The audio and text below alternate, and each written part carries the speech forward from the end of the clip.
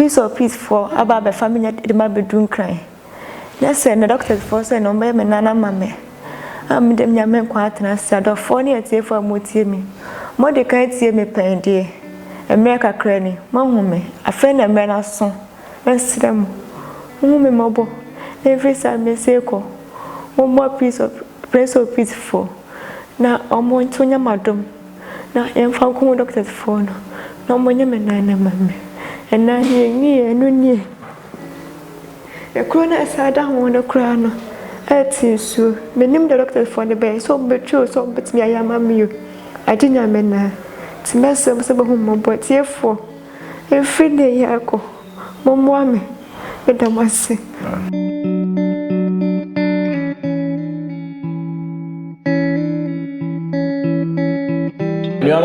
once again and then so you say about your hospital your papa out your no administrator your Providence Hospital ahana nyame ya adom ne be ye mami agi ni heart surgery na ye nuabe mauli seto ono so ahana nyame ya adom mo ye no surgery no man ye successful na nyame adom so hu ye ahana mse ya enenso ye nuaba yi nan yi ni nan asemu yemi aba inenya ya hofa no fi kuma se de na ba say ya pese omon try on best enhwe de onyankopon nyansa nyankopon de adom omon yenhwe how best doctors ni betumi awo peti yenua no enan no ama ne nan no ayeyi menua na wato for amotie me edin de kwianhwa mo 27 years mesre mo se mo me mobo na mo de mani ato me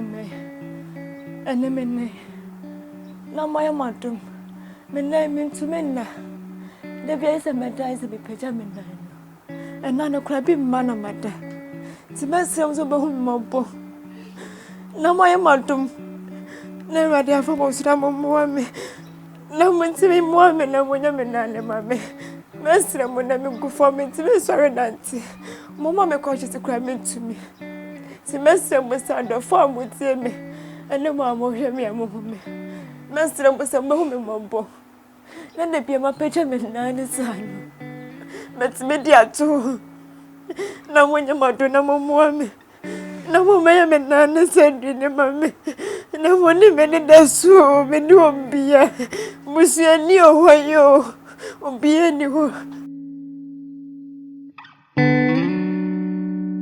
ya ba eno ene me ne o kase ye di yenua no fi kuma ase bedu akra e ka ya bo e wo ne hu any sisi ayati amje ne e ko be 20,000 and serious banyameti ase ene momo ankakra mo de boa ya da wase bebre nyankopon hyiram ba se ohu ye wa hanam se ya pese ye ne administrator da ano hospital ya no entwetwe komo kakra na ye musa no how successful na ye mami agini yenua maule seto omo de no ekoye na fe yenhwe de onyankopon so betumi afom so ayama yenua ba entwua so na me sha wi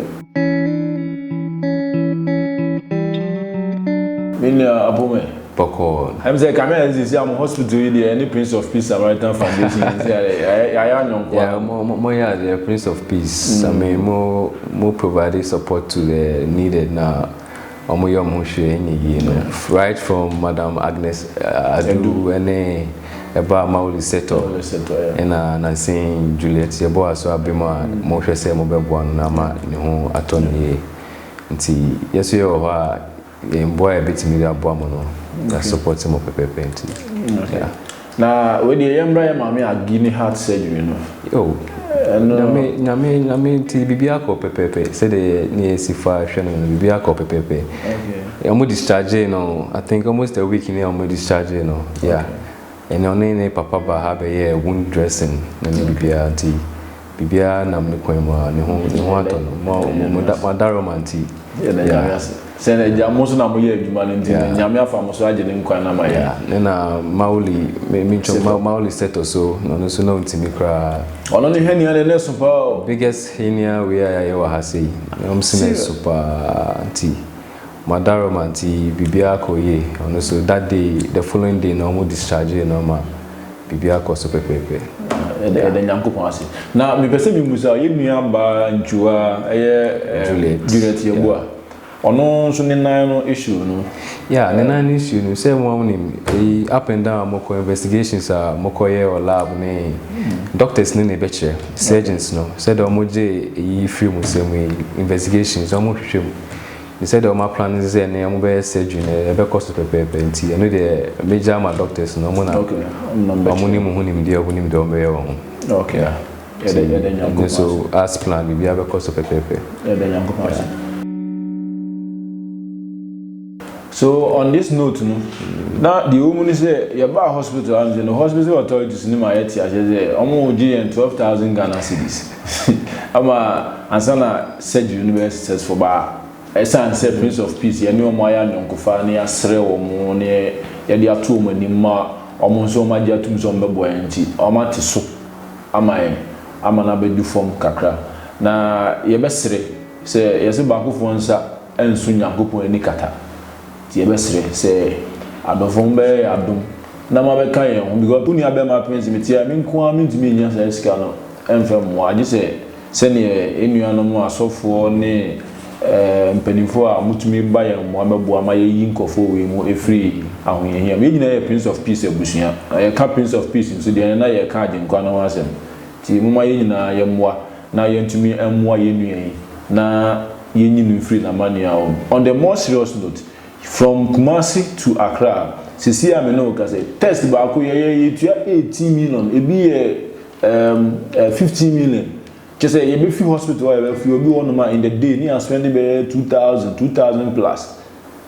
just say scan e cost is you but one yen sounds well anya dey betu ade ne nkwansi wo ye tu sa anamo no but sisi e bi edu na edi akase ye be ye ni surgery na ma ISS we yesre se momoaye na yentumi enye emano na Nyankopon enso enhira yen nyame nhira endi meja sisi ade wo muni se yenu aba no surgery na wo se emano Prince of Peace na ebe na ne nkwa no mo betumi aboa yen na magye esi wo nti Prince of Peace me ni me team me cameraman me editor me secretary any omo a many omunam nyina ene omunyina di nkomo ama ya organize sisi a yebese ye ma part payment na munya de ne ma yenua no na ye engine nkwane nsi wo na ye promise say Prince of Peace Samaritan Foundation send them agi atumu no as soon as possible no ye ne adofo be di nkomo na ye de aka na wa ka enchekra nji we de omusia munya ne saade it's the first time me and I think say essence mo hu duma pa yesu yedi ntina mo consider and ye besere say next week there ye man in pound sure be make sure say ye the aka no e ba be come be sure ni ya mi sure be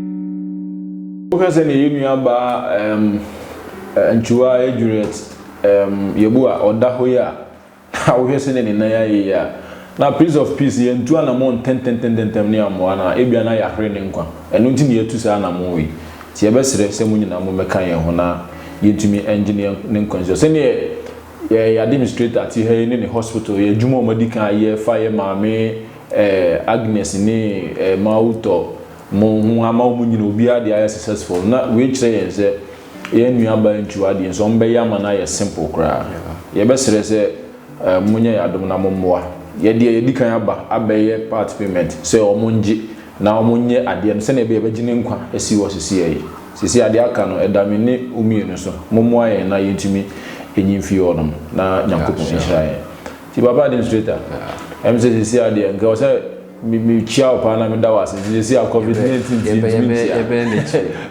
nti mesalo tu da wase se motumi adi atum na yese Nyankopon so ma modwuma no enkoso na Providence Hospital no anka wasem kakra den go Providence say warning ye juma dey do atichi ni say heart surgeries especially in Kwala na holy heart we are warm na tuko da makuma mayantimi mo munyi sisi no in Pennyfo, Abuaya, Mafide, the whole country, Providence na Yabankwala had surgery more, itimi, yedi kampa, itimi, wow. Yawo machines are itimi open heart surgery, Yamankwala. Okay. Now, did you so said the Yama Madam Agnes doing Pennyfo outdoor heart surgeries, any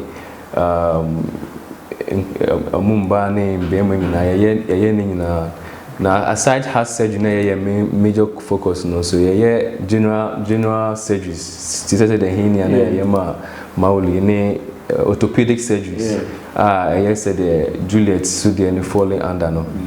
Cut across. Yes, all kinds of surgeries what I say. Okay. And aside that, no so it's the general GP. Normal sickness, as I said earlier before, no malaria, any form of sickness. We are open 24/7. Okay. To cater for the community. Okay. So more honor any challenges be aba and I say obi hu challenge be mo me aba, and we are always available to help out. Yeah. Okay. So on this note, no muti the administrator kan no Providence Hospital omo to me eye bibia hospital bia na omo specialist e wo heart akoma ho. The no one that say ma me agide na omo ya simple krama bibia aye okay. The other can say Nyankopon inshira wo.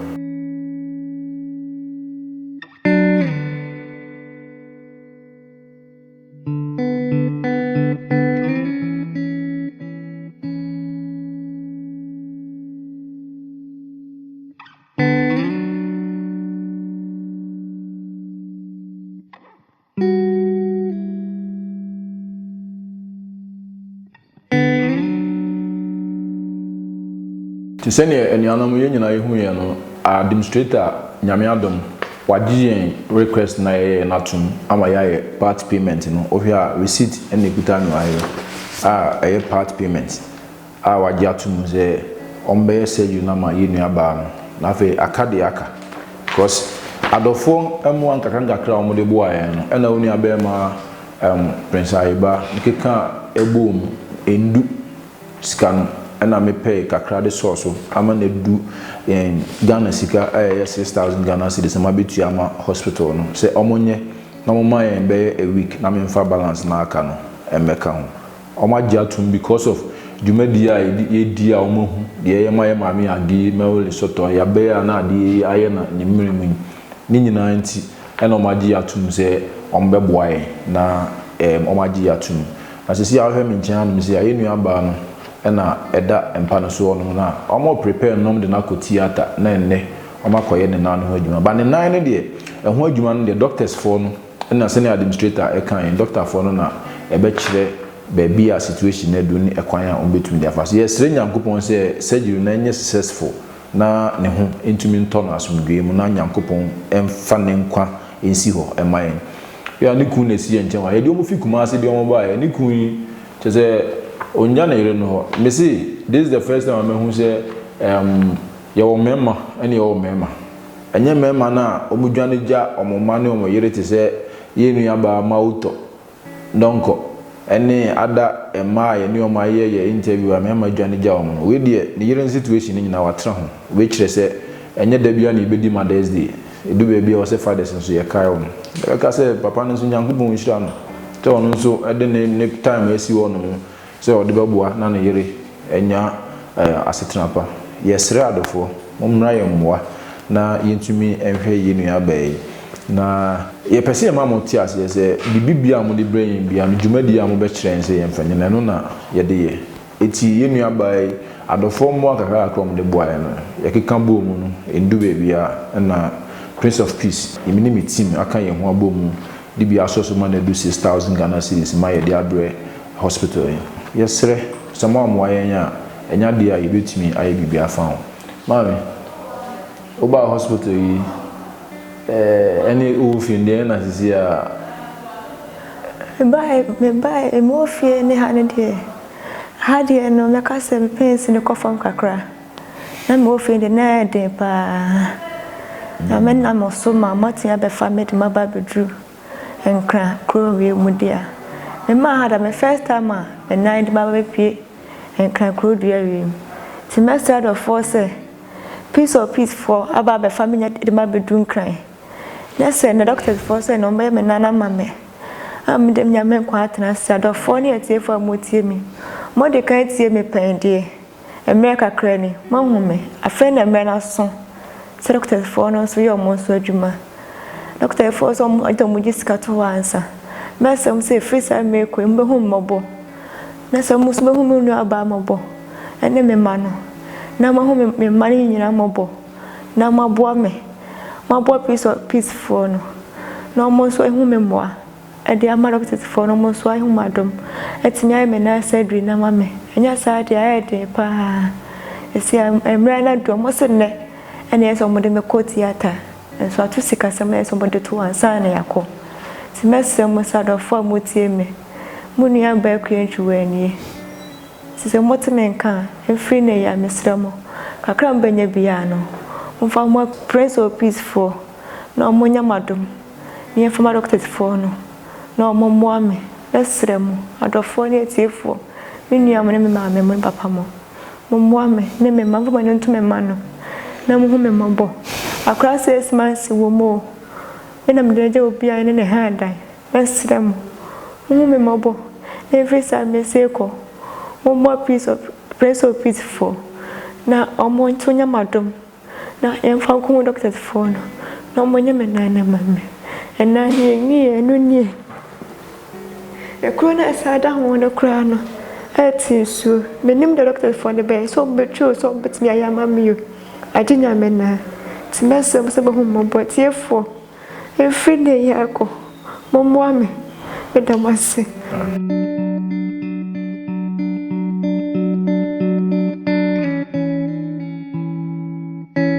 Tene yenu aba no eka no yesre se mumma yenyina yenka mbom na yemmoa no na yenyine nkwa ensi ho no minim se monim ya adwen yemmoa yenu no na